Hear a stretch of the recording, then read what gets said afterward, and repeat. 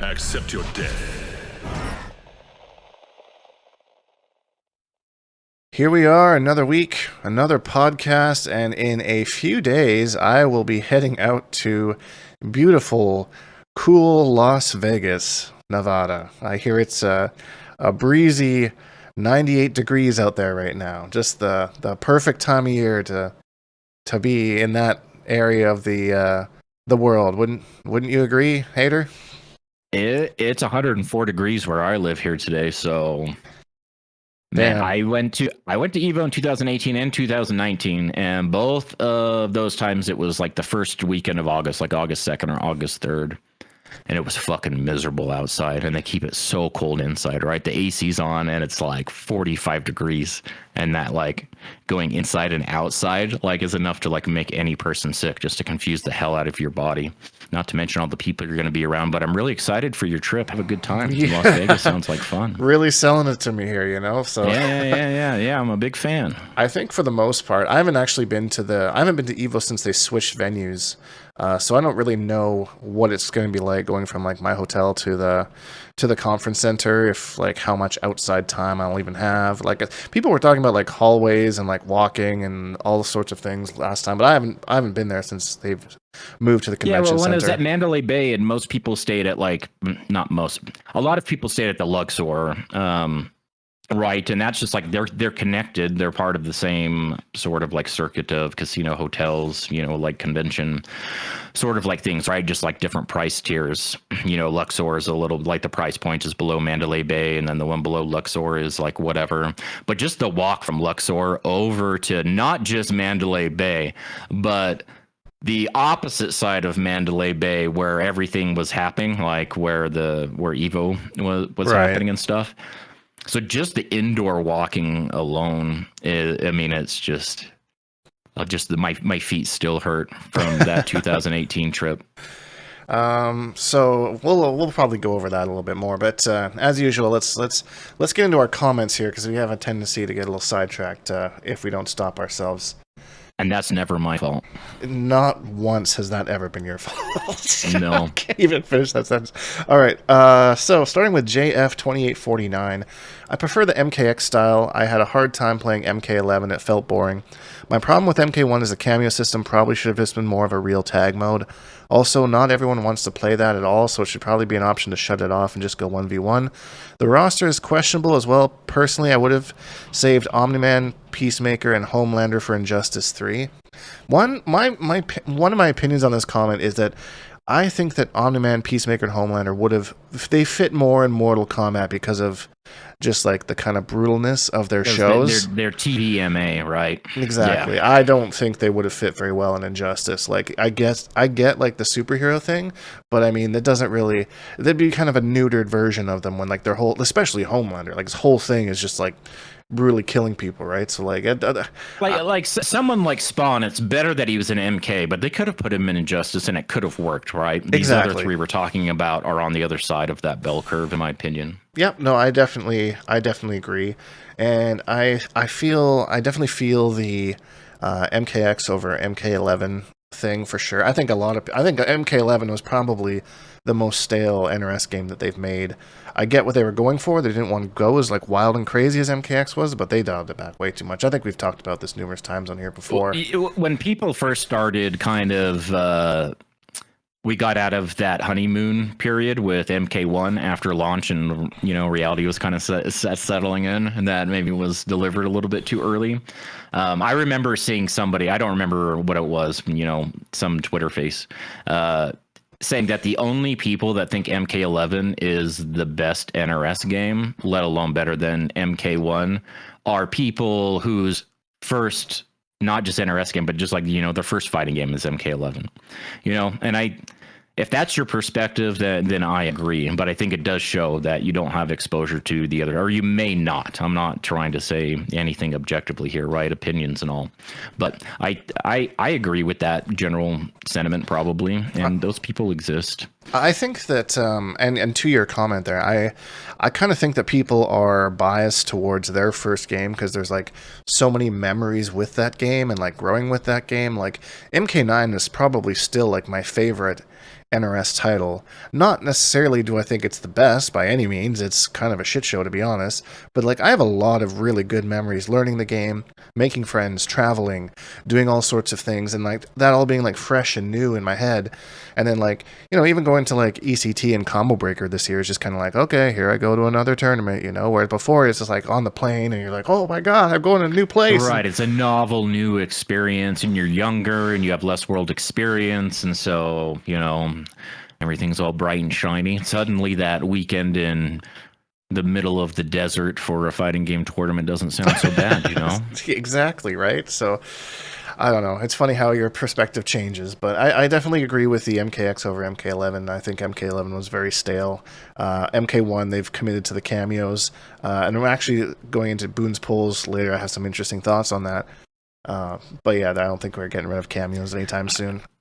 And to one of the commenters' other points, something that I've noticed in a lot of NRS content creator sort of like narrative is that casuals are not happy. The casual audience is not happy with the cameo system. I don't know where that came from, how it's been confirmed or observed or whatever, but I've heard it over and over and over again, and then see it again in this comment. So I don't. How do you feel about that? Do you feel like that's accurate? I wouldn't be surprised. I actually, it's hard to gauge, I think, because I feel like the casual audience is the quietest audience, you know? They're just kind of passively playing in the background. They're not posting much on Twitter. They're playing Invasions to wind down after work or something like that, you know? So I'm not sure that we'll ever really know. I feel like maybe like a couple people that talk to their friends and, oh, my friend says this and he's a casual kind of a thing.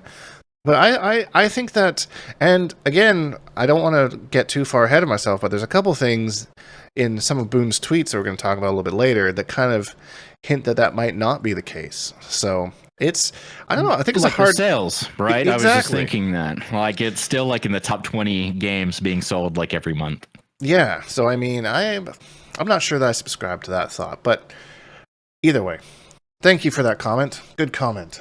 Next comment. How many times can I say comment in a 10-second window?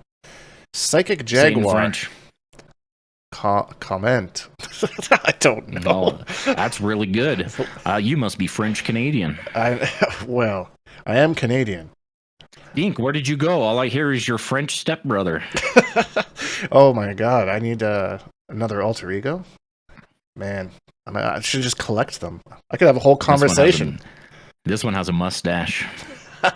I grew a mustache once, and my friends told me never to do that again. So yeah. Psychic Jaguar 19. The consequence of shitting on your own game without offering any real solutions or constructive criticism. Almost all comments are NRS and MK1 is trash. There's hardly any, hey, the game is good, but buff X and fix Y. And I think that's largely like kind of our approach here. Like, we definitely criticize the game a lot, but I feel like we also give like thoughts and our opinions on things and how things should work and that kind of a thing. I feel like there are some content creators out there who do nothing but just talk negatively on the game and point out how bad it is and that kind of a thing. But like, it's a franchise that I really enjoy, and I know you do too. So like, it doesn't make us like happy, or like, I'm not sitting here like, how can I make like 10 videos on how to shit on this game, you know? Like, I want it to succeed, and I like talking about the good things that are happening around the game, you know? But I mean, this comment is right. There are a lot of people out there that just kind of crapping on it for no reason, you know, without anything else. Yeah, I mean, it becomes the overall sort of these little echo chambers get built out in the content creation world and stuff, and everyone knows exactly like who we're talking about. And if I'm being perfectly honest and self-aware, I definitely flirt with that line, and I have, like, even here, and I tried to be very mindful of not being that way all the time, not just on this platform, but just all the time, to where you're just kind of, you're doing it because you're so used to doing it, and it's cool to do it. No, I'm talking about dumping on the game, right? Because right. That's what all the homies are doing, and, you know, stuff like that. And it gets old. How many bro, like, I don't know how many more thumbnails from these doomers I can take, you know? Like, totally right. Oh my gosh, but I get it, but it's kind of that whole, like when you're at work, don't go complain to your boss about a problem without at least a semblance of a solution to the problem, right? Like, why are you complaining about it? Could be different about it, and why is it not already that way? Or there's other things that you haven't considered or whatever. And fighting games are like, they're emotionally, right? There's a lot of emotion driven dialogue and stuff, and so I get it, but Yeah, and I mean, at some point you just have to accept that this is the game we got. Complaining about it isn't going to make it any better unless you're reaching out and putting solutions. Like every time that, Boon or somebody has mentioned, what kind of changes do you want to see? I usually write a fairly detailed thing. I don't just put like buff Shujinko, like, or like this game sucks or something like that. Like I just kind of give out ideas, right? You can't blame a dog for being a dog. Like, you can't keep leaving steak out on the counter and then getting mad when the dog jumps up there and like grabs it, right? That's what they're going to do. And that's how I feel about the game, right? You can't just turn on the game with all these expectations. Now, if they were giving us expectations and not fulfilling them, that's one thing. Different. And that's like a lot of the validity to the "will do better" meme from a couple years ago and stuff. And I think that they are definitely trying to do better, but they're hitting maybe some other sorts of resistance. But probably like I think the fact that we're getting patch notes before the patch this time, especially so far in advance, I think that we're supposed to have them on Tuesday or something, right? Like a week before the patch even hits. That says to me is like, okay, we see you guys screaming out there about shit like this like all the time. We're definitely getting ahead of this. Like we're listening loud and clear. I've said shit like that before, right? Like the way that certain things catch online or however we're interfacing with NRS. And if they don't make those changes, I'm sure, like we talked about with Chameleon, right? And she hasn't not gotten nearly the changes that people want from that cameo. Definitely not. And they've had plenty of opportunities to do something about it. And I'm sure the message has been received loud and clear. And this is their message back saying, like, this is how we want her to be. And, that's... Take it as it is. You can be mad about that or whatever, but that is like they're kind of like they're hitting the buttons, right? They've got a vision. They've got a vision, and that's what they want. They want it to be. So I mean, complaining about how NRS is handling Mortal Kombat 1 is like complaining about George Lucas handling the Star Wars prequels or something. And there's plenty of dissent and stuff like that. But at the end of the day, it's his thing or whatever. So Side note: I think was it Drazar that said that the Collector is the Jar Jar Binks of Mortal Kombat? I can't unsee that. That is actually hilarious to me. I have high hopes for him. I think he looks really cool. I like his aesthetic. Yeah, he's just a little bit too like classic, like jobber. They didn't really make him his own character as much as I kind of wish they would have, but. Either way, it's like this insistence that everybody on the base roster has a role in the story, and if we can't find a role for them in the story, then we just shoehorn something in real quick just to say that we did it, like they did with Atrocitus and Injustice 2, and Collector and MK11, and who was it in MK1? Do you think? Oh, that's a good. I'd say probably Natara. Probably Natara is she's just kind of there, Yeah, there's like a slight like I'm from in there. I'm from Veternus or whatever it is, and like then she's just always like a jobber in the background for the rest of the story. She's got like 30 seconds of her story. I'm from Veternus or whatever. Do you like my haircut? You don't like my haircut, Ashra. You guys we were friends. You guys should listen to Machine Gun Kelly. Ever since I got here, people say I look like some lady from the movies. Okay, good comment. Again, never getting sidetracked. Last one here. I wish 2500 says, part of me has always wondered if MK's popularity would increase if Scorpion somehow made it into Smash Brothers. I don't really understand that concept fully. Like, I feel like Smash Brothers is like, if you're playing that game, you play just to play the character that you like from whatever franchise you like, I think, maybe? No. I don't know. I had not much about that franchise. I think this comment is the same thing as saying advertising works. Whoa, McDonald's put $4.5 million into an advertising campaign and increased the revenue by X amount as a direct result of that because of the targeted demographic and the exposure to whatever. I think anything being in Smash is just going to have so many eyes on it, whether they've heard of it or not. And maybe they have heard of Mortal Kombat and they've dismissed it as like whatever. But when they see this cute Smash version of Scorpion in there, you know, get over here, Peach or whatever. Then that's you know, funny. maybe that's not so bad after all. And so they pick up MK11 on sale for $4.99 and play Gearus and do that second fatality, and they're like, Jesus Christ, I'm going back to Smash Brothers. Right? I don't need all this violence in my life. Like Scorpion, like spearing Peach is not an image I thought I would see today, but I think I needed that. That's It's a lasso whip. He corrals them like cattle instead of impaling them with his throwing spear. Just put Arthur Morgan in the game at that point. My goodness. One side note, and I saw this kicking around, and I don't know if this is true or not. Apparently, one of the creators of Street Fighter was saying that they would be open to having a character like Sub-Zero in Street Fighter. Did you see? He's one of the game designer, right? One of the main Street Fighter 6 game designer guys. Yeah, like Apollo, you know, for Street Fighter 6. And he said that he was open to the idea of having a Mortal Kombat guest character and specifically named Sub-Zero. Yeah, I mean, I feel like Sub-Zero fits probably kind of what they're going for the most. Because it's like dark but not violent, right? Like not like gory. Well, and it's the most, they can probably do the most with it with the ice and stuff and do something really novel with that design, but it's also not like another another Bruce Lee clone or something like that by giving them like Liu Kang, and it's not Johnny, because Johnny's got to be kind of crude and he's got to have the nut punch, and I'm not sure if they want to introduce that into, you know, that game and stuff like that. But Sub-Zero, man, like everyone was memeing about Ice Ball Drive Rush. Oh man, that shit would be so annoying. Also, that'd be cool to see though. One side note is there's also like a power dynamic too there. I feel like Capcom is being like, okay, we'll have your character be a guest in our game, you know, like where the NRS might be like, well, hold on, like, you know, we're owned by WB Warner Brothers, like maybe we'll have Ryu in our game.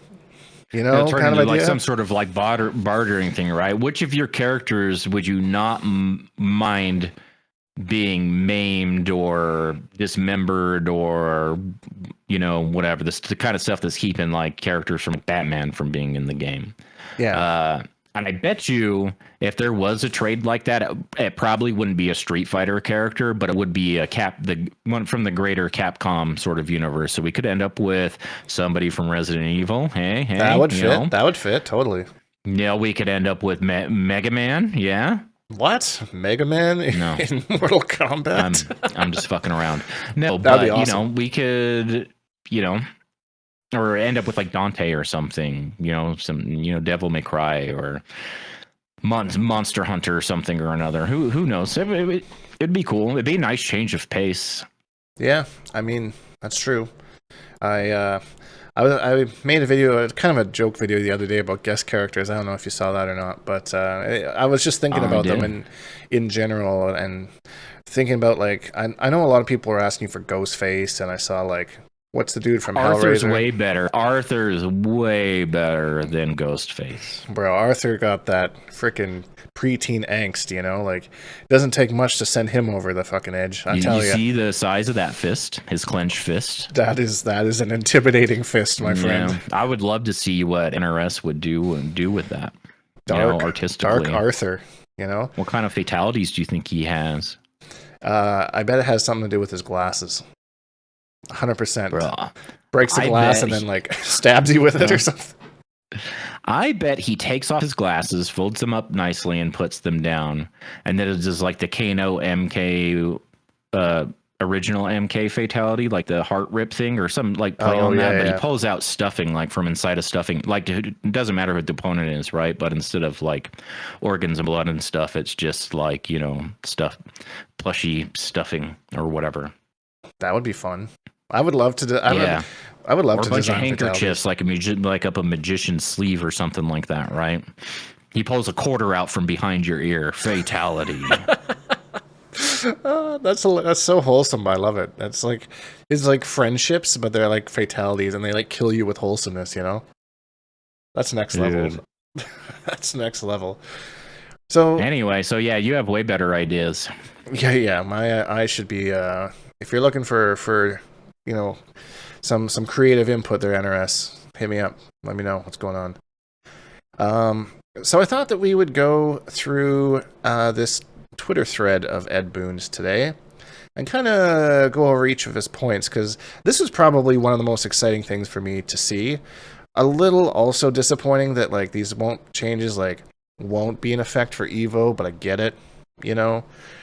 So it's kind of cool to see, and like not giving out any specifics here. He's just kind of like going over things just like in general and giving some ideas of some things, because this looks like there's going to be a I big think it's good that shakeup. they're not going to do that much of a shakeup right before Evo, especially being this close, right? The hot fix they're doing before it to fix the Homelander camera stuff, or that he said that was only an online issue. Yeah. Sorry, I didn't mean to cut you off there. I was just saying, like, I think it's good that they're waiting, right? They're not throwing that at you 2 weeks or a week before Evo. Yeah, I mean that would be a pretty from what we're seeing, it's going to be a pretty big shakeup to the meta, hopefully, is what they're trying to do here. So yeah, that would be that would have been a big blow, but I would have liked to have it like 2 or 3 weeks ago, kind of a thing. But it is what it is. I'm gonna go to Evo and mess around with Sindel, and then when I get back, it'll be back to Quan Chi time. So pretty excited. Really?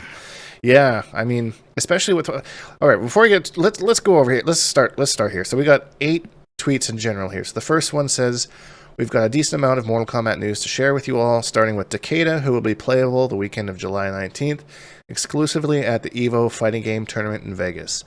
So from my experience with these exclusively playable at events, you're going to have to sit around all day if you want to actually get a chance to try this character, which I really don't care to do, because I'm not going to play Takeda. I might like sit around and watch other people play just to kind of see what he's doing and like core game plan, but I'm pretty certain that this also is not going to be the launch version of Takeda either, saying that like the characters that were in the beta and the stress test were not kind of the final versions of the character when the game released.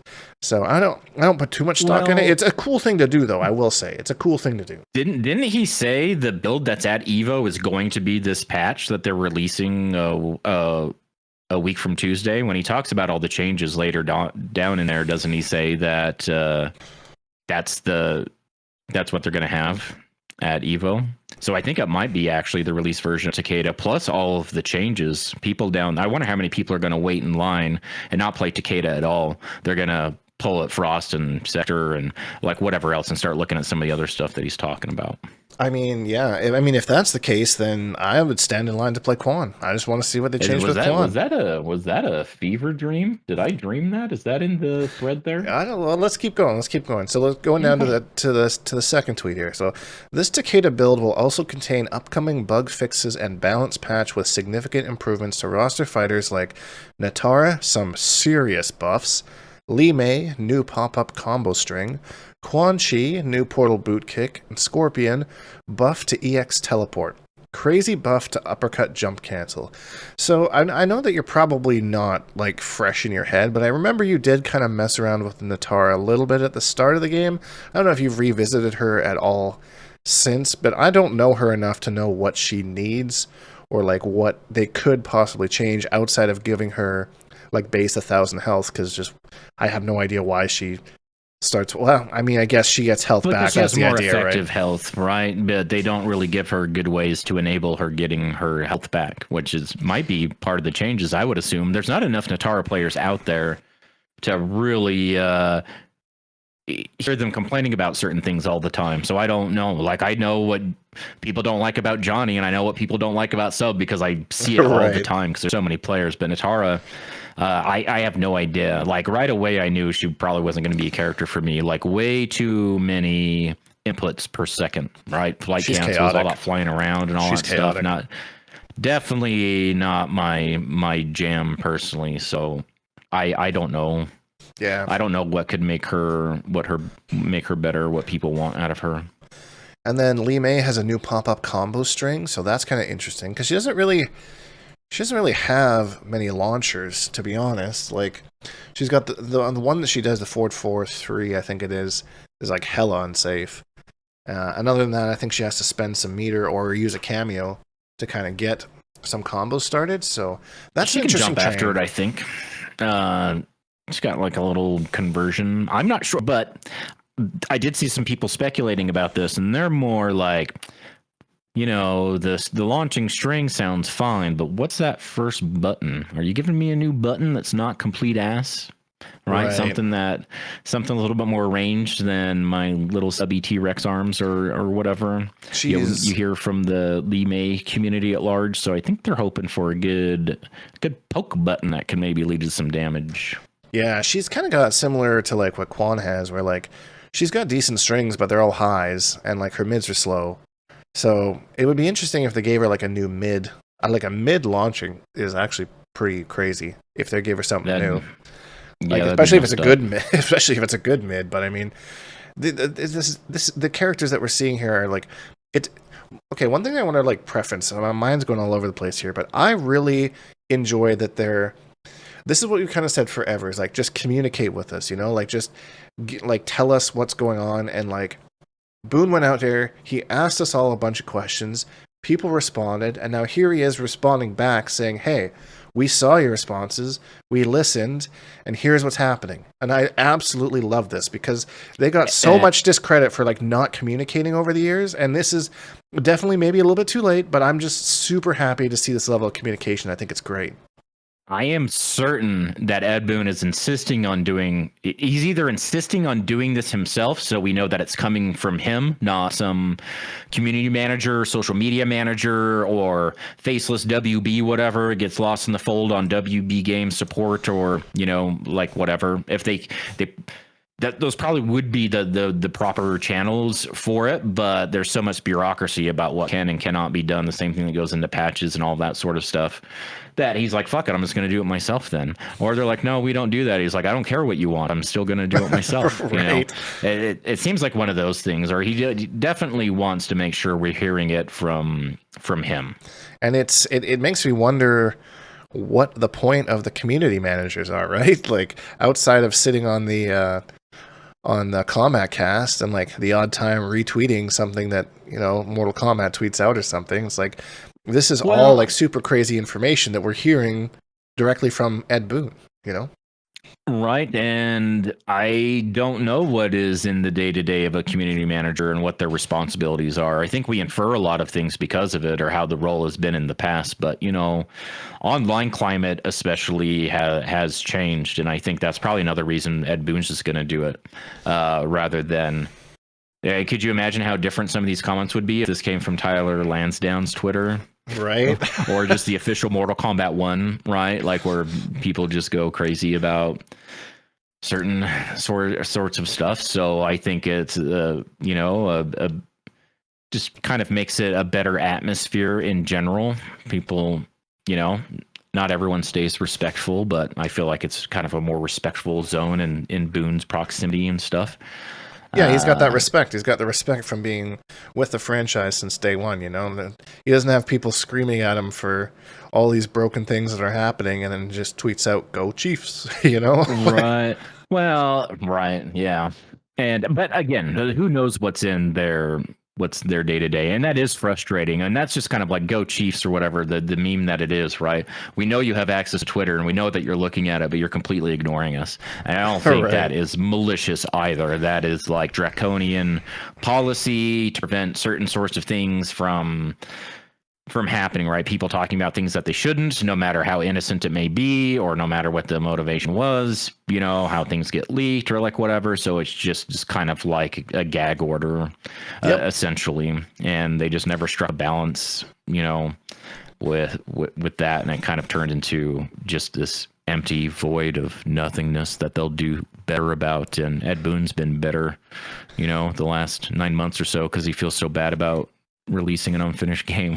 I think that he's been in God mode, just making sure everyone's okay. I'm listening. What do you got for me? in my head, I am just envisioning Ed Boon just fighting with other people like in the background of this, like WB or whatever, and being like just let me out there, like, just let me talk to the people, like let me just see what's going on. And they're like, no. And then this is them finally being like, fine, you know what? We'll let you do this. Go out. And then he just champions out. He's like, I'm here to save the day, you know? Like, I imagine his day full of a bunch of like phone calls, a lot of like long wistful thighs with his forehead pressed against his hands, and trying to count how many times he said "fuck my life" today before he's realized how many zeros are in his bank account. Then that's my headcanon. I like it. I agree. And then now he's finally got what he's looking for. He's able to come out onto his porch and yell at the people and say, "What do you want? What can we get for you? How can we fix this?" I love Ed Boon. And Rooflemonger just had tweeted a couple days ago, earlier this week, when we are talking about this patch stuff, right? And, Rooflemonger is involved in all sorts of fighting games, not just NRS stuff, but definitely had some roots in the NRS scene. I was talking about meeting Ed Boon for the first time. I think it was last year at EVO or something like that, and it like almost made him weepy, right? Like one of those moments, like what a fucking hero, man! Like, yeah. I'm gonna try and chat with him if he's at Evo. I don't know if he will be or not, because I know he might be, because they have the San Diego Comic-Con at the end of the week too, right? So I mean that's kind of in the same region ish, I guess. I don't know geography that well, but I'm pretty sure California is pretty close. Like southwestern United States. Yeah, so Las Vegas is like a 4-hour drive from Vegas with decent traffic or something, and then San Diego's like south of all of that. I don't know by how many hours if they're driving. I imagine they wouldn't be, but Right. Yeah, quick so flight. I'm going to try and pick his brain. I should have done it at Combo Breaker, but I never really got a good chance. But I do want to pick his brain on Shujinko and just kind of see what he can tell me about what the vision was, if he's able to say anything about that. And then by then I'll have the patch notes too for any changes that are coming to him, so I'll be able to bring that up as well. So I'm going to try and get a conversation going with him. I don't know how often he talks about that cameo, but hopefully that's a conversation I can have. Okay, so we put this off on a tangent here, but Quan Chi gets a new portal boot kick. So this, I'm having a really hard time visualizing what this is. Like a new portal boot kick. So he's already got his standing 4. So I'm assuming they're going to do he's got his forward 4-4, which is 2 highs, but they aren't directional or anything. So I'm wondering what kind of a boot kick this could be, like a forward one maybe to stop you from moving. I really, maybe like one that comes like from the air, like straight down on you, perhaps? I was kind of thinking that, and like how they would animate that, right? Like you would lift up like his knee to like waist height or something and then stomp down, but the portal's kind of like where his calf would be, like where his standing calf would be or something. It comes down on top of you like an Enchantress forward 3 fist or something, maybe, and maybe that can be, it's like a little kind of neutral tool. Check. I don't think it's going to be similar to standing 4, right? That already tracks. I mean, it's a high, but it already tracks and stuff like that. And they need to change the recovery on that move, because like if you whiff that move, like full screen, Johnny Cage is just dash in and like almost punish you. Like it's just dangerous. You get combos from full screen with that same button. That's the risk. You just got to be careful using it. Maybe is a little bit overkill, but it definitely should be punishable if somebody's on point. They definitely shouldn't get like 4 block dashes, in there and steal their slowest button. Right. Yeah. But I don't know. You should definitely pay for that. I feel like it used too liberally, because it's super annoying to deal with. I really hope that they keep him a glass cannon. Like, I just want his zoning to be better. I don't care about the gaps in the strings. I don't care about him being slow, because he's not supposed to be in your face anyways. If he's there, he's already lost. And that's how I'm okay with that. Give him a weakness. But his zoning needs to be better to like compensate for that. There is no real true zoner in the game. It's not so much that there's a problem with his zoning, it's that he exists in this game and there's so much counter zoning and stuff, right? So what could they do without just swinging it too far in the other direction to make his zoning stronger without affecting other characters' toolkits? Like, what kind of counterplay do you think they could give him with maybe a boot that comes out of a portal that could add a layer to somebody trying to counterzone you, right? You're establishing a little back and forth because you maybe have an option to make that very painful for them. I feel like if they kind of took your idea of like having a like a kick that comes like top down, and then they increased how long you were stuck in the bone dome for. I think that would be pretty powerful, because then you're playing on the guess of, if you try and jump, I'm just going to kick you right back down into it, and then you're kind of stuck there until it goes away, and then I can pick up my zoning and that kind of a thing, and that would add a whole other layer to that kind of a thing. I would also like it so, like, if you use the enhanced one, you can't teleport out of it or anything, because like some characters can just teleport, and that's stupid. Even like instant jump teleport, like that's like, that I just wasted a bar. You know, I mean, you can bait it and then blah blah blah, all this, that kind of stuff, but I don't know. Those are just a couple off the cuff ideas. I'm interested to see what they do, because they definitely are communicating that they've seen that Quan Chi needs help. So, speaking of teleports, Scorpion buff to EX teleport. So that's is that the one that launches? Man, I never see Scorpion. I don't even know what it does in this game. I know it spends the bar and nothing. That's the cancel, isn't it? Right, so he cancels like you see him do that in air combos to get like another jump kick, sort of thing, like right out of the recovery of an EX teleport. I do remember that from going over him at the start of the I'm unfortunately not I'm not super savvy with Scorpion. I don't know all the utility of teleport or what they could do to like really plug some of the holes in his game plan. What they could do to EX teleport to facilitate that. But that'll be interesting to see. Yeah, Scorpion mains rejoice. Hopefully good buffs coming your way. The last one is a crazy buff to uppercut jump cancel. And that's something that needed to be addressed, because that feature's use is useless. Absolutely. Like, maybe if your character has, or your opponent has like 100 health, and that's the last read that you make of the game, sure. But I mean, even then, like 2 bars, and it scales like garbage, you know, so it's there's no point in using it. So I'm glad that they're addressing that this is a what do you hope the change is? I hope the change is that it scales less, and that and then it uses maybe 1 bar. You know, that would make sense to me. That seems a little bit, because you don't want to go crushing blow to territory with it, right? Where you're just getting uppercut combos for free like an MK11.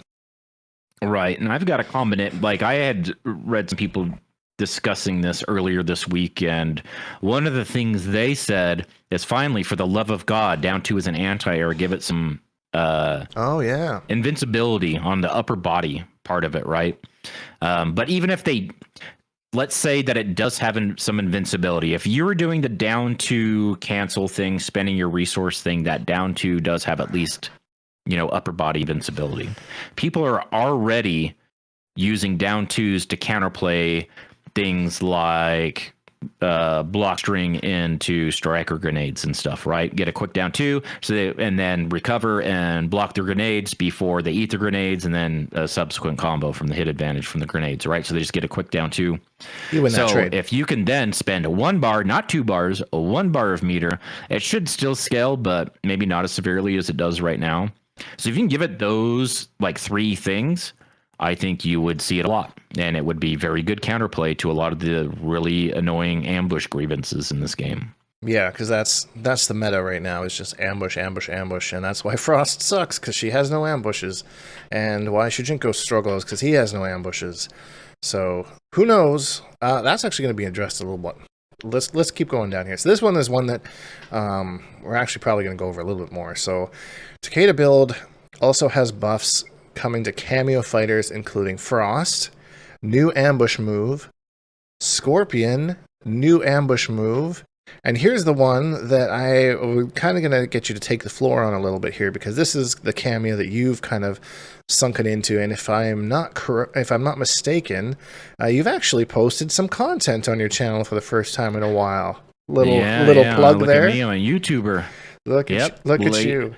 Put the link in the description so whoever's listening right now can be the 7th view. Hey, that's I you know what? We're all gonna go over there and we're gonna smash that like button. Hashtag Bonehawks in the comments. We're gonna get you. But the next thing you know, you're gonna be driving a Lambo and just spitting in my face on the way by, saying, huh, "Get out of here, small fry," and just take it down the track. Seeing Sector on that list definitely got my antennas kind of squirming a little bit, right? So missile improvements is what Ed Boon says here. So what are you expecting / hoping for changes wise for Sector? Well, I feel like people at large complain about the cooldown of missile, and it's not just the slower cooldown, it's that it doesn't even start to recharge until the missile hits, and it takes forever from when you've spent the half bar, right, for it to launch and goes through your side of the screen, then comes down on their side of the screen. And that whole time, the meter's just sitting there like he's on cooldown, like he got hit or something, right? Until the missile's gone, and then it starts ticking up. So I'm wondering if they're going to change something like that. The more I thought about it, because I feel like people struggle with the cooldown if they use it for combos. And I see that with smoke players and scorpion players especially. Try like extending their combos with the ambush missile. And Right. but if you use him for mix-ups, I feel like it's not as bad. If you use it as like a neutral tool and a pressure tool, it's not so bad. If you kind of manage it like a resource that needs to be managed, right? You don't get too crazy with it. I'm thinking, now that I've had a couple days to chew on it, and it might actually be a buff to the homing missile that no one ever uses because it's not worth a full part, No. like for anything. But and that cooldown is horrendous. Dude, it's so dangerous though. Like missile is like so on the line, right? The wrong tweak could make it super broke. Yeah, I feel like they really have to dance around that one because Sector isn't really regarded as a bad cameo as far as I know. Like he's got There's a lot of just useful better things. options. Yep, he has synergy with lots of characters, but all those characters have other cameos that, you know, give them mix-ups and or damage and or, you know, neutral. So Yeah. So I'm kind of agree with you though that he's like you got to be really careful. He's just on the brink of being like a super duper broke cameo. Like if like the missile cooldown was like Sonya's projectile or something like that, like that would be insane. That actually would be. or if a if the cooldown turns into like such a way that a character like Melina can get like 3 cycles instead of 2 cycles consistently, or even like 4 because they went overboard because her combos are so long. That's good cooldown recharge time, which is part of the synergy with that team, is that the cooldown's not, if you're using it for mix-ups, the cooldown's not so much of a factor because she spends so much time comboing that it's less of a consideration, you know? So it could really break certain teams. I'm really excited to see what happens, if anything changes at all, for that team in particular, Melina, Sector. Yeah, I'll be keeping an eye out to see what you're doing with them too, because you definitely had me mixing when we were playing into the missile, and it's just like you're saying, recharges by the time you're done the combo. So it's like, damn, there's another one. And then, what do you think the frost ambush is gonna be? If I had to guess, I would say, so I don't know if it's going to be a new move or just a new ambush move, because like I could see them maybe having like the Frosty's Revenge maybe be an ambush, you know, where she kind of like does a little punch walk thing. Yeah. Or it could be something completely new. Like I'm trying to think back to like Deception or like MK11, where like I don't think they would really pull a move from MK11 because she's not really in her cyborg state in this game, and she did a lot of cyborgy stuff in MK11. So I feel like they'd probably go back to like Deadly Alliance or Deception and pick like maybe a move from there. Not really sure which one. If they gave her like frost knives or something, that would just be dumb. That'd just be Kano like in a frost shell, I guess. But I don't really know. I don't really know what to expect. I don't really care about that cameo because I'll probably never play it. But Frost is a iconic character, and I want Frost fans to be happy. So whatever changed. I would love to use her. Yep, I'm always looking for an excuse to try her, so I'm very interested to see what it's going to be. But I bet they're going to give her an ambush, but it's not going to be crazy. It's not going to be like her new main move, you know, sort of thing. It'll be like an aura or a shield or something, like some sort of armor, like what Chameleon gives you, or it'll like negates chip damage, like Unbreakable Sub-Zero, or the Captain Cold, you know, armor that does damage to you when you hit somebody that's wearing it. So here's something like that. So here's an idea, which would be cool, is if she gave you like a kind of like an armor, I guess, that like kind of in like the invasion stuff, that like if your opponent is in it for too long, then it freezes them. You know, so like you're getting rushed down by Johnny Cage. He's got to be careful because if he's doing it for too long, he's getting frozen full combo, and all you're doing is blocking. You know, right? Goes away on hit, or might have one. You can get hit one time or something like that, but it doesn't go away on block. So they're just there, kind of like try to. That I like that, and that armor should have big icicle nipples too. Huge Madonna style icicle nipples. But like even things like you could create combos with it because like you put the armor on, then you do a combo, and then you get to a certain point in the combo, and it freezes for an extension. And then, things like that. Or you set it up, right? You're putting it up, leading up to the end of your combo, and which leads into your Oki. And so they wake up with you already like wearing it and kind of like in that position that they need to get out of or just hold it. Yeah, I get really excited about this idea, but it's going to be something like frost knives or something. I don't know. I'm hoping for the best, but I don't know. That would be cool. I wouldn't be mad about that. Cyrax bomb improvements. I don't really know like what would improve on this because it's basically just comes out and it's like an extra hit, it's like you got to respect this kind of a thing, or you get like Sindel where you get the combos off of it and that kind of thing. So I'm not really sure if they would like kind of buff the cooldowns on it or how they would change Cyrax. No, well, let's think. What is the bomb right now? Half a bar cameo meter, which I don't expect to change, right? And it is a mid. And it can also hit you. So I'm wondering if one of those last two things is going to change. They make it so it can't hit the character controlling Cyrax. That'd be interesting. Or they're going to add some new layer onto it, right? Like if you charge it, maybe if you hold it the whole time, something else happens. Or I have no idea. I will say they're going the right ambush. route. Maybe it's an ambush. That would be crazy. That'd actually be really crazy, to be honest. That would be sick. That'd be crazy.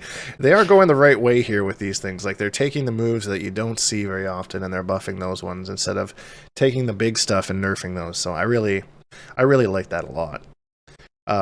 Goro, many new ambush cancel options. That's how ambush cancel. I'm having problems processing that. Like, would Goro give you cancels? Like, is he gonna be like punch what cancels kind of a thing, or like, I wonder what that could mean.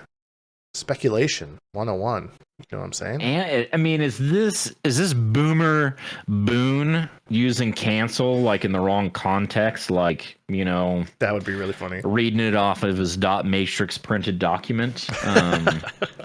We got cancels, kids. Ambush cancel options.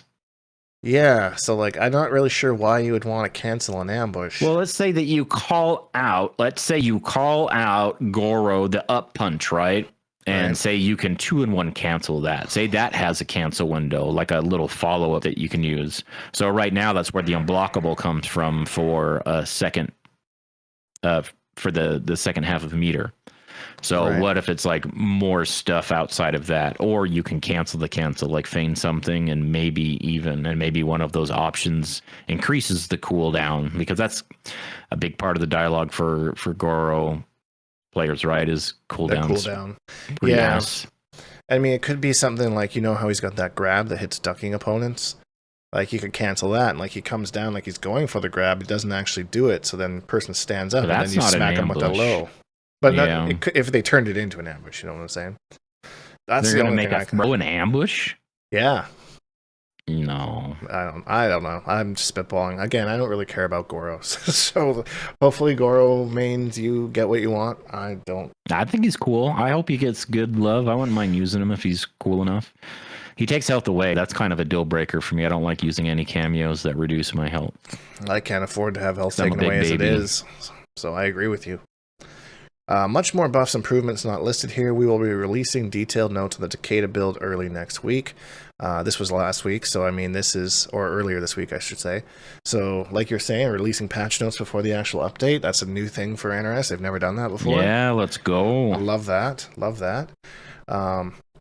Dude, this is like seeing a good episode of TV and having to like wait a week to see what happens next, right? We're going to be sitting with these patch notes for like a week before we get our hands on the game, just anticipating what we could be doing with some of these changes. Oh man, it's going to be fun. It is going to be really fun. I can't wait. Not too long ago, we asked for feedback on which 5 roster fighters you felt could use the most love. Same with cameos, which 5 needed the most love. Roster fighters, Garrus, Havoc, Shang Tsung, Sub-Zero, Quan Chi, and Natara. Now, I was kind of like speculating that NRS knew something about Shang Tsung that we didn't, and this kind of shows that maybe they didn't, because they're like, oh, okay, everyone's saying Shang Tsung needs some help. Unless they're making it more obvious, and that's the change, right? Like, oh, you Right. big dummies here. Let's, Yeah, you know, put some training wheels on this for you, you know? like what they did with Grodd's cancels in Injustice 2. Yeah, yeah. This is actually a big part of his character, and if you can't do the cancels, we're just gonna give you one button cancels and scale it. And even if you do it the old way, you still congrats on the new scaling. OG Grodd names. Right. But that's beside the point. Yeah. And then, so he shows the results of the survey. So I was fully expecting more ambush moves to dominate the survey, but at the end of the day, it seems like more fighters. Roster cameo always seems the most wanted feature. So we had more, what do you want to see more of? More cameo fighters, more ambush, and more special moves. And more cameo fighters won. Not by a huge margin, but by a fairly significant one. And this is kind of what I was talking about. What if people misunderstood the question? I want to see more variety of cameo fighters, right? And I'm talking about when I played the game, not like what's coming. Yeah, and like this is kind of what I was saying, like at the start with like the casual crowd or whatever. Like people, like the casuals don't want more cameos, but here we are voting for more cameos on the Twitter poll, right? So like, where is that information coming from? This clearly shows that people want more cameos. Every new cameo is more of a chance to not see Janet or Chameleon or whatever. So bring them on, right? More cameos, sure. If this is how it's going to be, then for sure. I'm interested to see these designs. I kind of hope that they don't stagger the next combat pack like they did with the first one, with kind of like character cameo. I would like to see like a character and a cameo released together. Even if they just did it every other month, we don't need something every single month, even though they like to line it up with their invasion seasons and all that sort of stuff or whatever. But yeah, that'd be cool. You know, in Injustice 2, they were doing DLC like every 30 days. It was way different in Mortal Kombat 11, and there was a couple times they dropped like multiple characters on us at the same time. And it was like too much, right? Like I need to be gated into this. I need just one at a time. But I think one character and one cameo in a little pack like every other month or something, I think that would be cool. Yeah, I'd be down with that. It just feels like such a long time, like between all the releases, and then especially if it's like something I'm not actually going to be using, then it's like, okay, well, yeah, great. But you know, you got to lab against it and that kind of thing. And then lastly, here he goes. Finally, a big thank you to all the MK fans who keep our games among the top selling even 9 months after our launch. And then an image here of Mortal Kombat in the top 20. Being number 21 last month too, which is actually pretty, like I'm looking at this list, this is actually pretty crazy of like all the sales, and then Mortal Kombat 1 is still up here, and like, I don't know, some of the like Elden Rings out here, like Helldivers, it's also the only fighting game, I think. Take a good look at this image, and so this is a fighting game, and look at the company that it's keeping, right? Madden, Mario Kart, Elden Ring, Minecraft. So when people want to dump on NRS and talk about how superior Tekken is or superior Street Fighter is, even though I personally agree that both those games do have aspects that I think are far and away better. But at the end of the day, we're talking about units sold or whatever. Street Fighter and Tekken will not even come close to this. Tekken 7 sold a shit ton too, and Street Fighter's already sold a lot or whatever, but MK is not a fighting game. It is a AAA game first and a fighting game second, which probably feeds into some of people's displeasure with it. I would agree. But I think this is a good representation of, like, again, this is the company that this game keeps, and it's not other fighting games. It's the only one on there in the top 20. So there's definitely something to be said for that. So I'm excited to see it, as of course I love the franchise and that kind of a thing. But before we kind of sign off here, Hatyr, I got one last question for you. No. Should I be scared?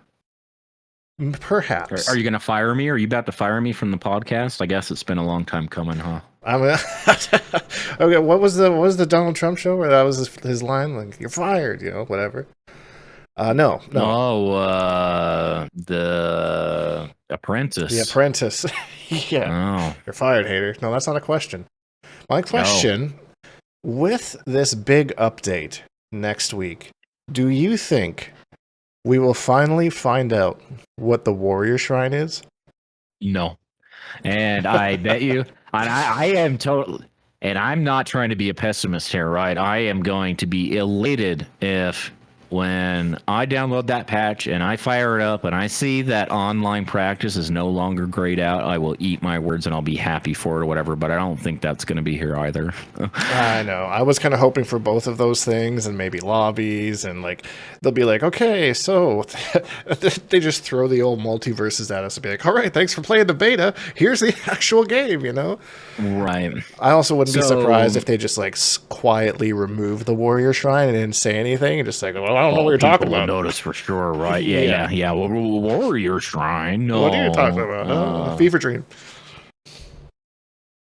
So, but yeah, so we'll see. I would love for those things, and to have like lobbies, like actual rooms and stuff like that again, and continued improvements to practice mode. They've made some adjustments before, right, to make it a little better existing in there, but there's definitely some other things that they could be doing to increase the quality of life. Someone can correct me if I'm wrong here, but one thing that I really don't like is how you have to add somebody as a WB friend, like WB ID, in order to play them on crossplay. Like if you don't meet them randomly, I could be wrong about that, but like every online tournament that I've played in, I've had to add them to my friends list and then take them off my friends list after that, which was like super annoying. So if there's a way that you could just search and invite someone, because I've really been wanting to host like a tournament series for a long time, but when I look at the logistics of how to do it, it doesn't really make much sense out of the, like maybe having like a Patreon only kind of thing without like having everybody in my WBID friends list. You know what I'm saying? Yep, I know what you're saying, and I'm trying to think about how it works. So like for Street Fighter 6, I have a universal Capcom ID that is linked to say like my Steam account and my PlayStation account. And so my PlayStation knows my Capcom ID from the Street Fighter servers, and then it just does what it needs to do. It does keep PC and PlayStation like separate, right? So I've got 2 profiles and 2 individual ranks and all of that sort of stuff. Right. But I don't need to jump through any silly hoops or anything like that to like search for somebody or invite somebody or anything like that. Yeah. So I don't know. That seemed like an unnecessary little step. I'm hoping that gets changed or adjusted in one way or another to make it easier, because I'm still got the idea. I've been working on all sorts of little things for the Bone Dome on the side, and it will come out as soon as things become easy to host. And props to everyone out there who is hosting stuff, because it does look like it's a bit of a challenge. So it's good that people are putting those events out there. What's going on with the Bone Dome? Oh, I'll have more details later. But really, I've been festering on it in the background. Is there swimwear involved? Oh, in there like swimwear, always. Maybe, I'm not sure. I haven't thought about that weird. Part. Yeah, that'd be weird. That would be weird. Forget I said that, everyone. That being said, we're gonna end it there before we go on any more senile rants. Thanks for the time, Hatyr. As always, appreciate you. Yeah, my pleasure. And if you enjoyed this video, please leave a like, because it really helps me out, and subscribe if you haven't, because we make new videos almost every single day. Hashtag Bonehawks and all that stuff, and we'll see all you Bonehawks in the next video.